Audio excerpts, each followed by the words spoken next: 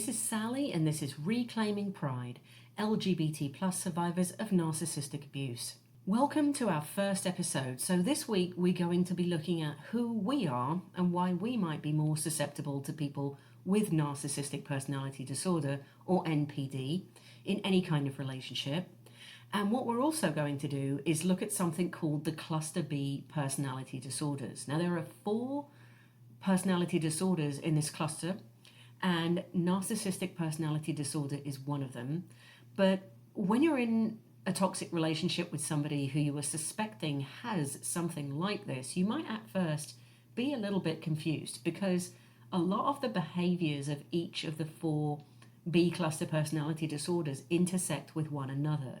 And so you might be confused. You might think, oh, well, are they exhibiting traits of somebody with borderline personality disorder? And then on the other hand, they're also doing things that somebody with histrionic personality disorder do. So it can be confusing at first until you start to understand, and the more you read, the more you see and listen to, is that these 4 personality disorders intersect. So I want you to think of it as a kind of a Venn diagram, where in the middle, they all intersect and overlap. So what you'll notice is in each of the 4 personality disorders, you actually have behaviors that cut across all 4 of them. However, each one of them does have its own distinct set of pathologies, its own distinct set of behaviors. So that is where you're going to start to be able to identify whether the person who is abusing you or has abused you in the past was actually somebody who may have had one of these cluster B personality disorders. So we're going to do a little bit of both today, looking at the past and also looking at what the B cluster personality disorders are and how they play out in relationships. So before we do any of that, I just wanted to start out by saying welcome to all. Whether you're still unfortunately in an abusive relationship with a narcissistic person, whether you have survived a relationship with somebody with NPD and now are free, or whether you are a friend, family member, or someone who just cares very deeply about the person who is in the toxic relationship, this place is for you. So this week we're going to be examining first who we are and why this may make us more susceptible to people with narcissistic personality disorder in relationships. Then we're going to take a look at what those B cluster personality disorders are. So I think it's important, if we're talking about being in toxic relationships, to perhaps look a little bit at ourselves and our own pasts to try and decipher what may have made us make those choices to stay, to settle, to be abused for so long. And let me just acknowledge that I'm sure you have heard, if you have ever shared with anyone what's happening to you in this relationship, I'm sure they may have said to you, why don't you just leave? I'm just going to pause there because it needs a moment, because I know that so many people probably listening to this have wanted to just scream at the top of their lungs. It's so much easier said than done. I think a lot of people who have never maybe experienced abusive relationships, particularly in intimate situations where you may be tied to the other person financially, in the house you're living in, maybe there are children involved, pets, all of those kinds of things, it's so much easier said than done to leave that situation, no matter what. So I can only really speak about my own past, so that's what I'm going to go ahead and do real quick, so that you can kind of have an idea by hearing what's gone on with me in the past. You might actually have an idea of where it might intersect with some things that you are familiar with in your own life. My own childhood was quite fraught. I'm originally, as you can probably hear, from South London in the UK. I am 50 years old now and I live in Florida in the United States, and I grew up in a house with a mum who had had anorexia nervosa as a teen and never really got over that illness. And shortly after I was born, she developed a dependency on alcohol. So she was an alcoholic for the first 28 years of my life. She was also addicted to prescription drugs that were actually originally prescribed to her for postpartum depression, as they call it in the United States. My father, both my mother and his mother, my grandmother, thought that he might actually be undiagnosed Asperger's syndrome. So just looking back, my father passed away in 2000, but looking back at his behaviours and the way he was, I think they were probably close to right. I have a lack of self-esteem in my relationships. For example, I knew I was gay from a very young age, and I actually ended up marrying a man because I didn't trust my own feelings. I didn't trust my own thoughts, my own inclinations, my own heart. And I thought I could sort of make it better and just ignore it. And I mean, I know that societal pressure in many cultures puts pressure on folks who are LGBT plus to do otherwise than live their lives. But I actually believe that part of it was probably my childhood as well. There was a lot of violence at home, an extreme amount of violence. There was addiction, there was self-harm. I would come home and find my mother cutting her wrists over the bathtub. I would have to call the ambulance, the police, all kinds of things throughout my childhood, from a very young age, from about the age of 6, to really and truly to when I left at the age of 17. So jumping ahead a couple of decades, by the time I was 27, I emigrated from the United Kingdom to the United States, and I lived in New York City. I lived there for 16 years, and I actually moved from England to the United States for love.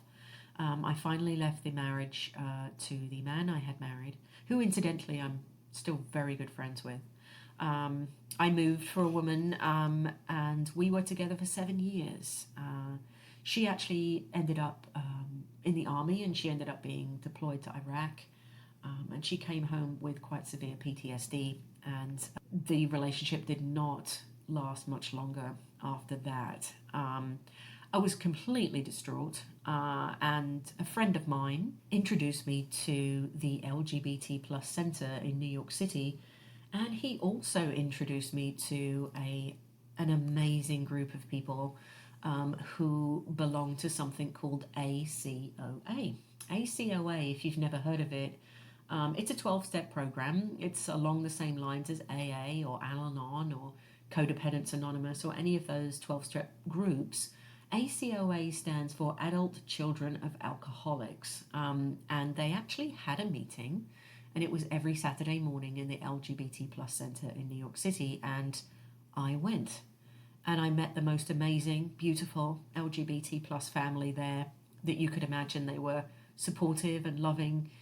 Everyone was extremely honest with what was going on with them. And I just shared everything that had happened in my relationship with the woman I had come to America for. I think it was about a month in to going to these meetings, and a woman walked in. She was holding a book and a journal and a pen. Now, I'm an English teacher, so this was very intriguing for me. She walked in, everybody was talking, it was before the meeting had begun, and she just completely intersected the circle, walked across it, and sat quietly on the other side of the circle and didn't talk to anyone, didn't make eye contact with anyone. It also didn't help that she was, as far as I was concerned, utterly beautiful. And she would just sit there throughout the meetings in the coming weeks, and she would sit, she would come in, and I noticed that she was also constantly late. So after that the first time she was early, but after that, every single time she was late. She would come in either as people were just sharing around the circle, feelings checks, or she would come in later than that. But she was constantly late, habitually late after that. And she would sit, and she would not talk. At that time, I thought, well, that's nice. She's very attentive. She's listening to people. She's, just maybe she's a bit afraid of sharing. But then once we actually did start talking, and I approached her and we did sort of start chatting and so on, I realised after a phone conversation with her, after a couple of weeks, that she'd actually been sitting and judging everyone. And she shared with me that she'd given everyone a nickname and that mine was Guilt Girl. I think the first time we met to actually do something together, we were supposed to meet up outside a store. I think it was on 14th Street. It was called Urban Outfitters. It's still there. And she was 50 minutes late. 50. But I saw her. I stood and waited and waited and waited. And I eventually saw her kind of ambling down the street towards me, just like looking in shop windows, like she had no one to get to, like no kind of deadline or anything like that. So again, I let it slide and we got in her car, and I think we were driving somewhere into Queens, which is where she lived at the time. And I remember we were driving across the 59th Street Bridge. And if you know this bridge, you'll know it's pretty narrow. And I remember she started talking about her ex. And I remember she started talking about what a victim she'd been of her ex.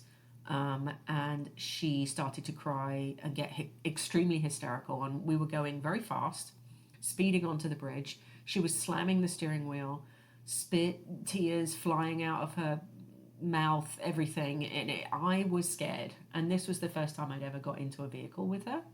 We were in this SUV kind of hurtling along, and she was letting go of the steering wheel at times and things like that. And you got to remember, I've never been in a car with this person. I didn't really know her. I was very attracted to her, but this is what was happening. So I think this was really the first time that I can kind of identify that I felt fear in her company. That was the start of the relationship with my narcissistic ex. Now you're probably saying to yourself, what is wrong with you? Why didn't you do this? Why didn't you do that? Well, anybody who's listening to this, who's had similar experiences, will probably understand that we don't walk away.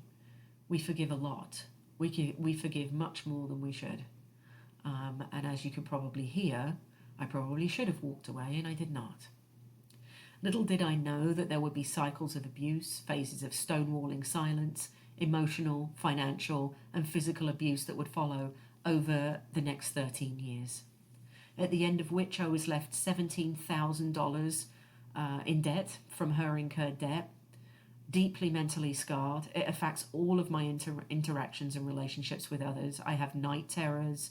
I have alarms on my house, chains on the doors. The list goes on. So that was just a little kind of eye into a very nutshell idea of what just happened in my own experience. And I wonder how many of you have had similar experiences with that sort of thing at the beginning of relationships with these people.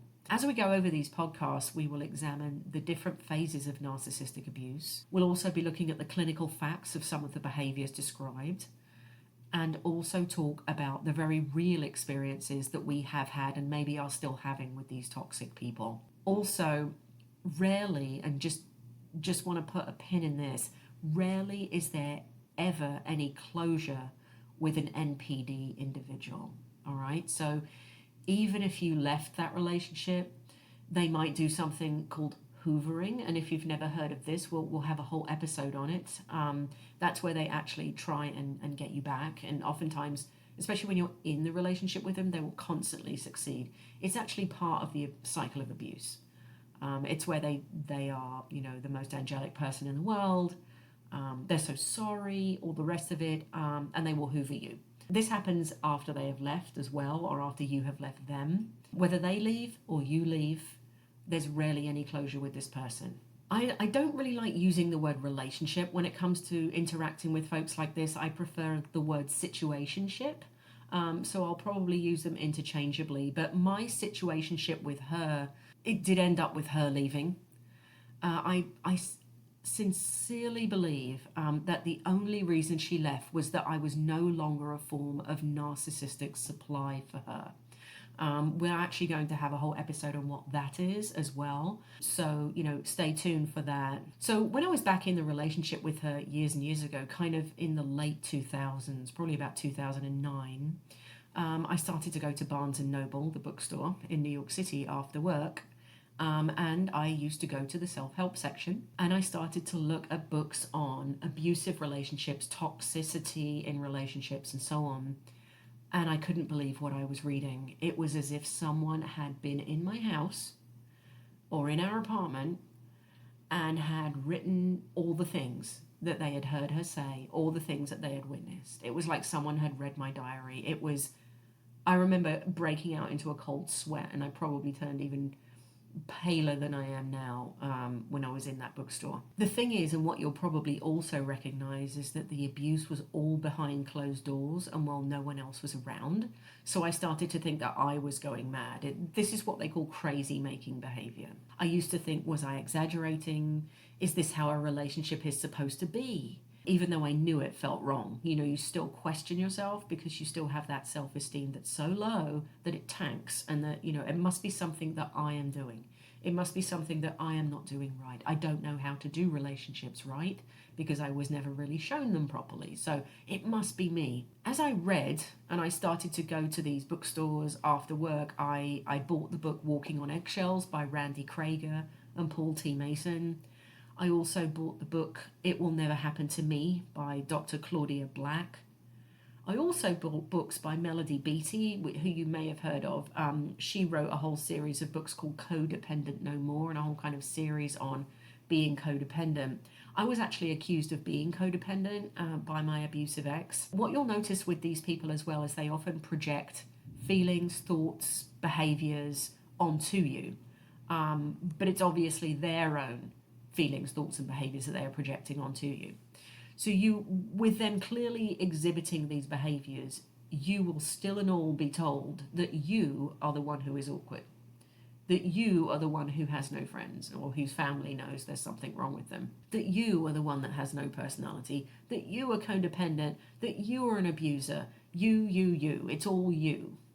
Well, actually, it's them. And it's just so crazy making to actually see them exhibiting these behaviours and accuse you and other people actually in your company of doing and being these things. The books that I bought travelled with me at work. So I had two main jobs when I was in New York City. So those books moved from one locker in one college in Manhattan to another locker and another set of drawers in another college in Manhattan over the space of, I think that must have been 13 years, maybe 14 years.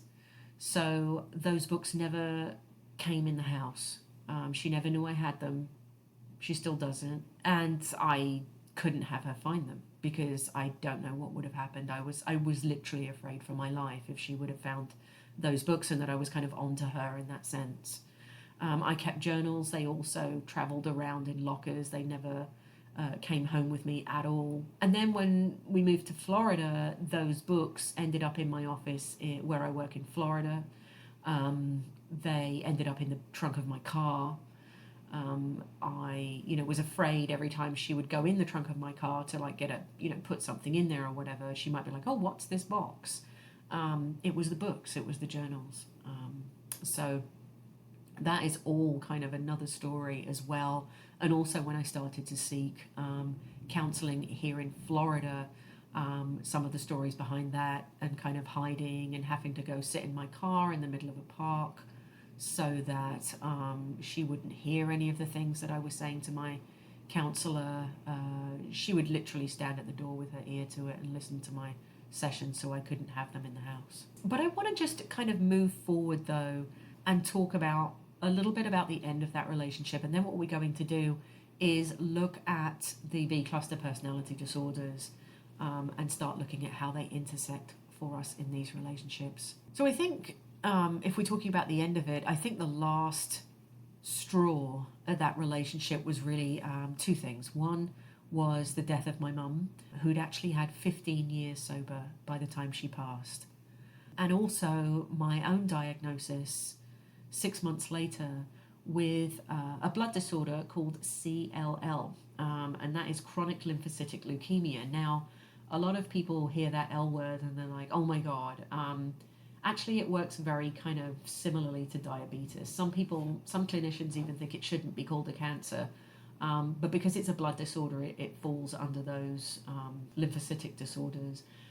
So with the deletion, or the kind that I have, I actually might never need treatment and I will live to a normal lifespan. That doesn't really mean anything though if someone's just phoned you up and told you that you have this on the phone, which is what happened to me. I remember the next day, so here we are, the next day we went out of the back gate for a walk, and I'd said something really innocuous to her. I don't even know what it was. I cannot even remember. It was nothing that would have triggered a regular person for sure.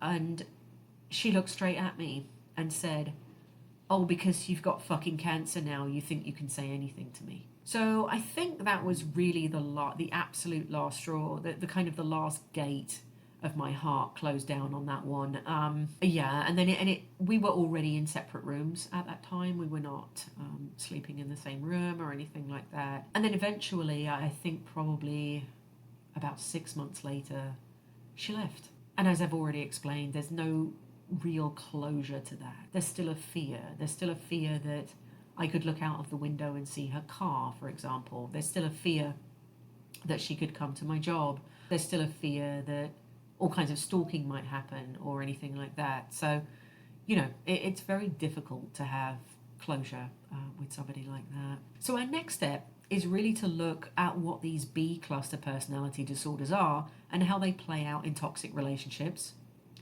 I hope just by me sharing my story, this has given you some insight into at least one situation that you may have some similarities with, that you may relate to. So what are we going to do now is take a quick break, and then when I come back, we're going to look at the B cluster personality disorders. I'll see you in a moment.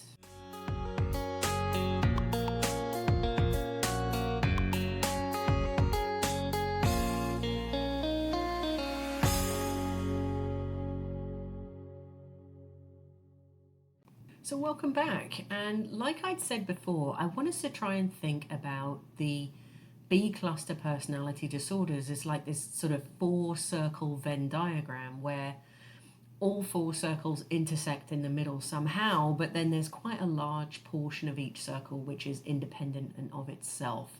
So that's kind of how the 4 B cluster personality disorders operate.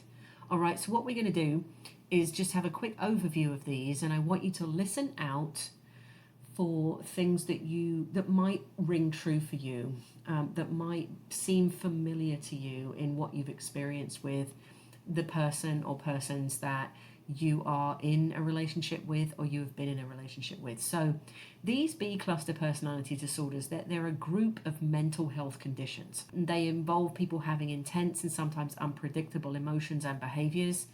They might struggle with forming and maintaining healthy relationships, often have difficulty controlling their emotions. So what they will try and do is they'll try and control yours. They'll try and control your emotions. They have a hard time holding down a job, so they'll try and sabotage yours. They often have fraught, if any, relationship with their family. So they will actually try and keep you away from your own family and friends. They'll try and get rid of your friends. They will try and separate you from your family because honestly, if they can't have it, they don't want you to have it either. So you'll often see these kinds of patterns with folks who fall anywhere in any of the 4 B cluster personality disorders. So we're going to start with the first one, which I always think of, and I don't know if I'm entirely right, but I always think of as the kind of the apex predator of the 4 B cluster personality disorders, and that is antisocial personality disorder, or ASPD. So people with ASPD might seem charming, confident, in fact they often do, but underneath all of this they have little or no regard for other people's feelings, rights, boundaries, personality, likes, dislikes, all the rest of those kinds of things. They might engage in dishonest or harmful behavior without feeling guilty. So there's a lack of guilt here is a cardinal trait, and there's a lack of empathy here. That's also a cardinal trait for ASPD. And by the way, 1/3 of these people meet all of the criteria for psychopathy. In other words, they are diagnosable as psychopaths. So that is antisocial personality disorder. The next one is borderline personality disorder. Now, you might remember earlier on, this is the one that I originally thought my ex had. But I think I know that she was much more narcissistic personality disorder. But remember, I told you they intersect. So some of the traits in borderline personality disorder were present in her behavior, but the vast majority of them were narcissistic personality disorder oriented. So this second one is borderline personality disorder, or BPD. All right, individuals with BPD, they have mood swings. Like, you never know what you're going to walk into. You could kind of talk to them one moment on the phone, hang up, maybe you have to call back 60 seconds later and it's like talking to a different person. I remember experiencing a lot, you might relate to this too, that you could be in a store, right? A large store, it might be Macy's or a large department store or a Walmart or something like that. And you agree to go your separate ways and look for various bits of shopping, and then they leave on one note, and then you come back and they're in a completely different emotional space. Like, what did I just do? What just happened? Who is this person? I feel completely off kilter here. I feel completely emotionally and mentally off balance because this person seems to be a completely different person than the one I saw literally 8 minutes ago when we parted ways. It's really disconcerting. So they have these kind of intense mood swings. It can make them feel very happy one minute and deeply upset the next. They seem to engage also in black and white thinking as well. So you're either the angel or the devil, and there's really no in between. They might fear being abandoned, or maybe I should just strike the word might. They do constantly feel like they're going to be abandoned. That's really their cardinal fear, is abandonment. And sometimes they will do impulsive things to cope with these emotions. There's a lot of push-pull in these relationships, folks, okay? A lot. You'll feel like a rubber band with this person. There's also a lot of gaslighting as well. And if you're not sure what that is that the term actually comes from a film, an old black and white movie, actually, called Gaslight. And we're going to have a whole episode on what that is, what gaslighting isn't, because again, like narcissist and narcissism, gaslighting, triggered, these are all phrases that are tending to get thrown around willy-nilly right now. So people who are actually experiencing them, it can actually be quite invalidating for those people. So we're going to actually look at what gaslighting is and what it isn't in another episode. The third of these cluster of B personality disorders is histrionic personality disorder, or HPD. People with HPD, really what separates them from the others is they're extremely attention-seeking. They might behave in an exaggerated way to get noticed. They may be overly dramatic or show their emotions in a way that seems to be very attention-seeking. This is histrionic personality disorder. And as you probably know, there's a lot of that in the other three. So it's just that there are certain traits for HPD that do not appear in the other three. And finally, we have narcissistic personality disorder, or NPD. So those with NPD, they have an inflated sense of their own importance. They think they are better than others and constantly seek admiration and praise. Just, however, do not be fooled, all right? Inside, their self-image is so shockingly terrible that they will project all the disgusting things they think about themselves right onto you. So in the end, if you last that long, you will end up living out the way that they are feeling. So the way that you kind of trudge around the world, half a person, is how they feel on the inside. So they literally will torture you emotionally, physically, financially, sexually. They will torture you in every way possible in order that you will actually start presenting what they feel on the inside. It's absolutely horrendous. And I've been through it, so I can certainly attest that that is the way that they operate.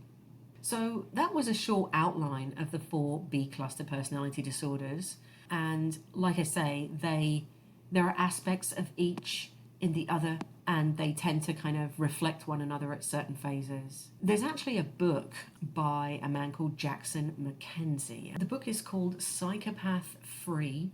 And again, it's by Jackson McKenzie, who very, very sadly passed away in June of this year, 2023. He was only 34 after a battle with anxiety and depression. But the book itself actually very skillfully shows the intersections of the 4 B cluster personality disorders, and it separates them out and really does give you some insight into what's happening to you, why the person is doing what they're doing, and how to get away from them, how to save yourself, how to save your mental health. So I would highly recommend that book as well, by Jackson McKenzie. So I hope you found some validation in some of the things we've discussed today, whether it was anything that you recognized in a personal story I shared, or whether it was anything that you recognized in the more clinical aspects of the B cluster personality disorders that I shared. Please note, this podcast isn't intended to replace professional therapy or counseling. It serves as a supplementary resource for support and encouragement. Listeners, you are encouraged to seek professional help if needed. I did, and it still works for me today. Stay tuned, and I look forward to healing with you next time. Bye-bye.